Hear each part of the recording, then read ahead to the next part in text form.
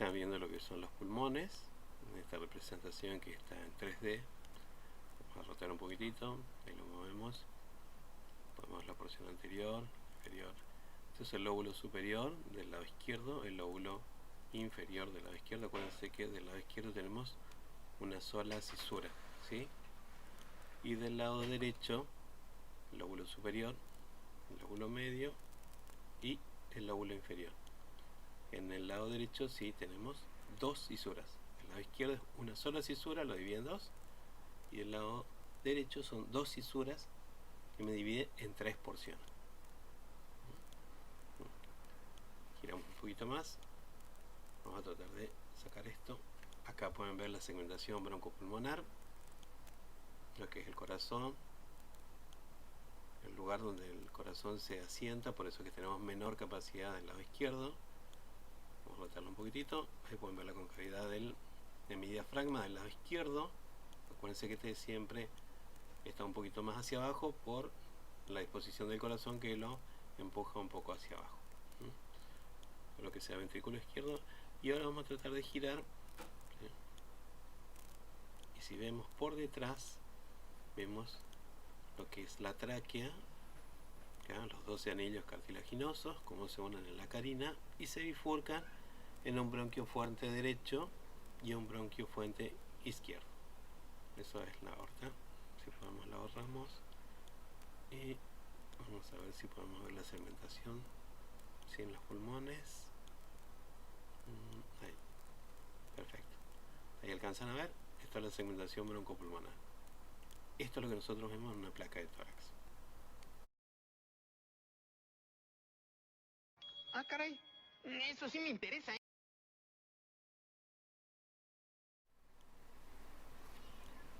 Bien, ahora lo que estamos viendo es el tórax óseo, como nosotros lo reconocemos. Tenemos que identificar las estructuras que lo componen. Entonces, cuando vamos a hablar del tórax óseo, lo primero que decimos es el esternón, ¿sí? Que vemos el esternón y de arriba hacia abajo vemos 1, 2, 3, 4, 5, 6, 7 y 8. ¿Sí? Estas son las que nosotros llamamos verdaderas. Acuérdense que tenemos verdaderas, algunas que son falsas y otras que son flotantes, ¿sí? Porque no se articulan directamente con el cuerpo del esternón. Después tenemos las que las llamamos falsas, ¿sí? La décima, novena y la octava. Recuerden que no se unen directamente a las esternonas que son falsas. Si miramos hacia arriba, recuerden el plano superior, los vértices, acá tenemos las clavículas. Cuando hacíamos la descentrada de vértices, la idea era despejarlas porque en esta porción superior vieron que no se alcanza a observar los vértices pulmonares. Y en la imagen posterior vemos ambos omóplatos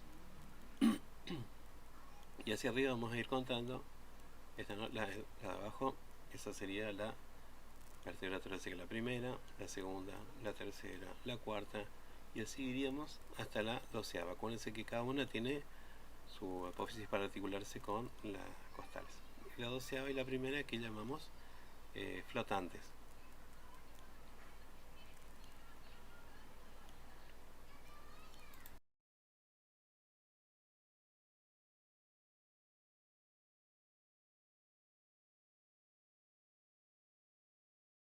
Esto se va a poner feo.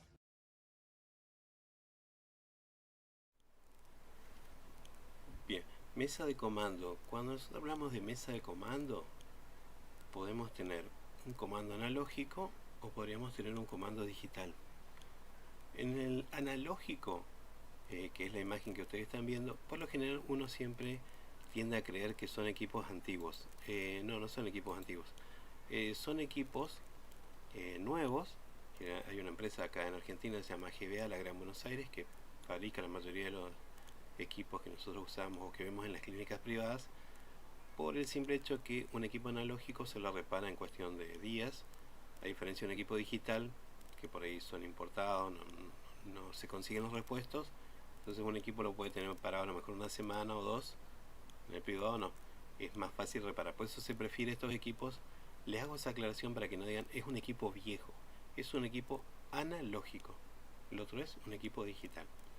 Lo primero que van a saber es en su mirando hacia abajo, el marco del lado izquierdo, vamos a tener lo que se llama línea de entrada. Esta línea de entrada, ustedes hacen girar esto y van a ver que esto va subiendo, ¿sí? Y me va a indicar a mí cuando llega a 220. Es esta marquita que está acá. ¿Por qué hacemos esto? Porque estos equipos trabajan con un transformador. A veces cuando sube o baja la tensión porque encienden más aire o baja simplemente la tensión, uno siempre tiene que ir ajustando el voltaje. ¿Para qué? Para que siempre me quede acá donde dice línea. De esa manera yo sé que los valores son correctos. Si está un poquitito desfasado, está más de 220, 240, 260, es obvio que el kilovoltio que me va a dar no es el que yo le pedí. También, si está por debajo de 220, es obvio que el kilovoltio que yo le pedí va a ser menor al que yo seleccioné. Esta imagen que ustedes ven acá abajo, ¿sí? Son los focos gruesos y finos. Siempre el foco fino es más fácil de identificar. Vieron que hay un cuadradito y en el centro un cuadrado más chiquitito. Foco fino, acuérdense siempre, es de 50 a 100. Cuando decimos 100, lo más probable es que estemos trabajando con foco fino. Y foco grueso, vieron que es un poquito más grande y el puntito me está indicando que es un foco grueso. Foco grueso se activa a partir de 150 y de ahí en adelante. Entonces recuerden, foco fino a partir de 100, 50 hasta 100, y foco grueso de 150 hacia adelante. Algo distintivo en estos equipos analógicos va a ser el kilovoltio grueso y el kilovoltio fino. Tenemos 2 kilovoltios, sí señores, hay 2 kilovoltios. Tranquilo, ya les explico para qué es. El kilovoltio grueso va a ir subiendo los valores de 10 en 10. Quiere decir que yo voy mirando y me va a decir, por ejemplo, necesito colocar 60 kilovoltios, me voy girando 10, 20, 30, 40, 50, 60, 70, 80.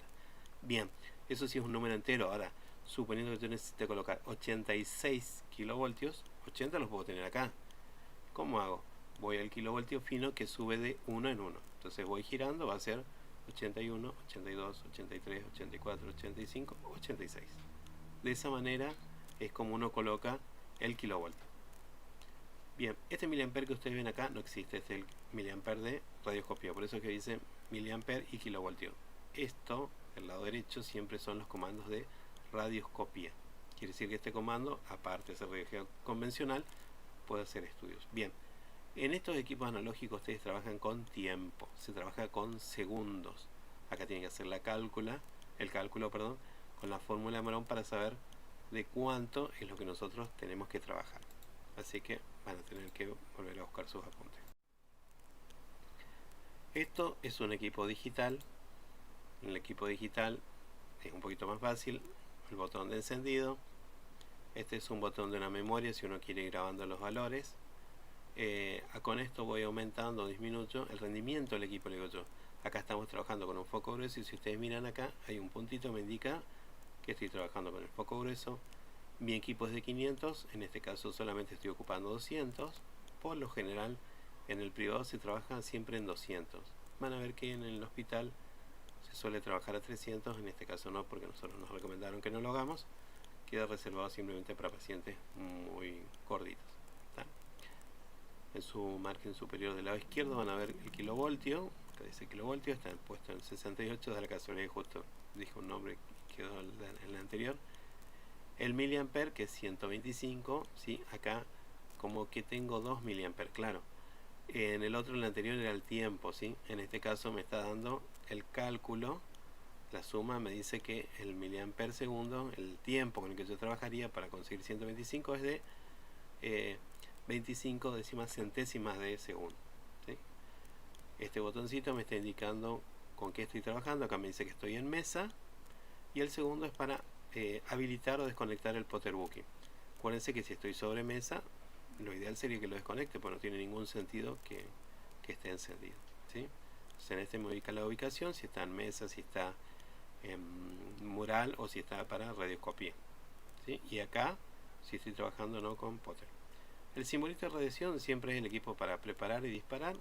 Es lo mismo, siempre tenemos la tocamos una vez, se prepara y con el segundo se realiza el disparo.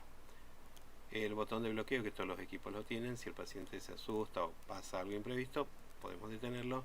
Y siempre que vean un ojito, es radioscopía. Quiere decir que este equipo también, aparte de hacer radiología convencional, puede hacer radioscopía, puede hacer esto. Esto de manera para que ustedes vayan viendo. El equipo analógico, recuerden que no es un equipo viejo, es un equipo simplemente que los tabuladores, la forma de ingresar los datos se hace de manera analógica. El digital, exactamente lo mismo, por lo general el tamaño es muy reducido, no trabaja con transformador, sí con un generador de alta frecuencia, y es la carga, ustedes vieron que es todo digital. Y finalmente lo que es el digital directo, en que uno ya trabaja con una computadora, en que me aparece todo segmentado y obviamente se despliega todo un menú que es muchísimo mayor al que ustedes están acostumbrados.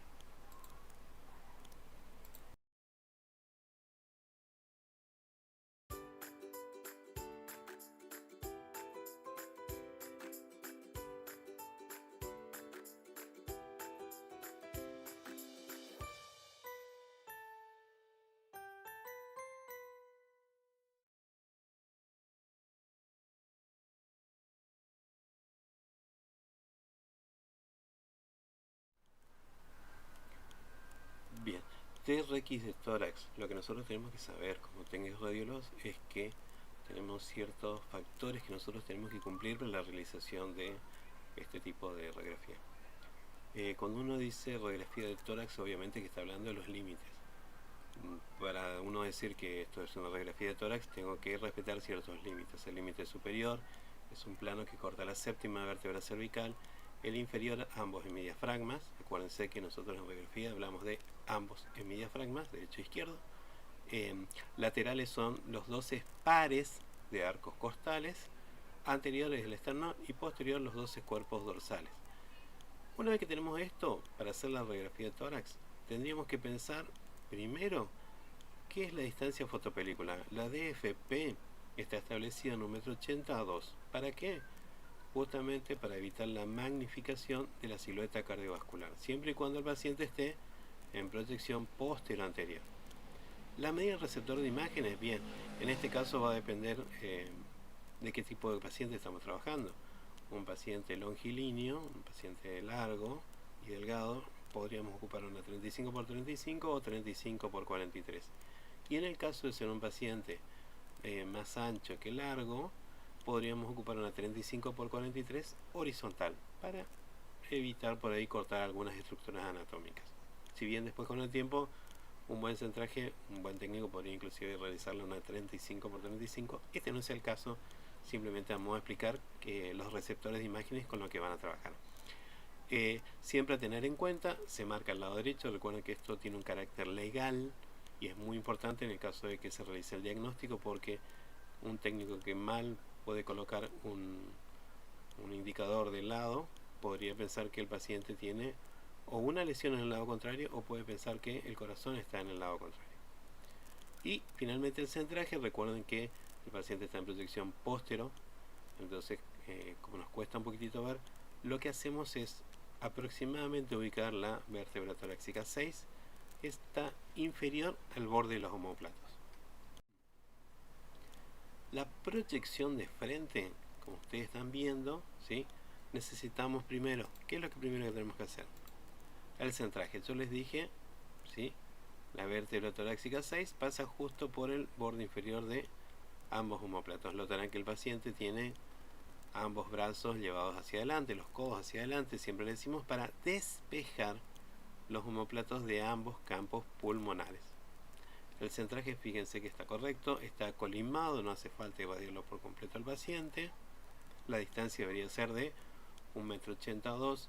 En este caso que el paciente está en antero-posterior, como puede ser un paciente que se realiza ya sea sentado en el borde de la cama o cuando vamos a alguno de los servicios, terapia o emergencia, acuérdense que acá la distancia fotopelícula es simplemente de 1 metro. ¿Por qué? Porque el paciente al estar en antero-posterior, el corazón dentro de su estructura anatómica, o sea dentro del mediastino, está más anterior que posterior, por lo tanto va a proyectar una sombra que va a hacer que la silueta cardiovascular aparezca magnificada. En este caso no tiene sentido realizarlo a 2 metros, ¿sí? Solamente cuando la proyección es posterior anterior. ¿Por qué? Porque ahí no se magnifica. Bien.